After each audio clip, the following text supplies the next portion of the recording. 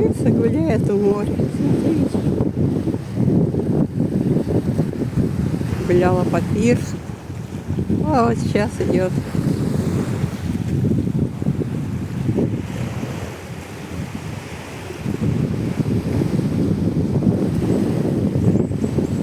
На набережной.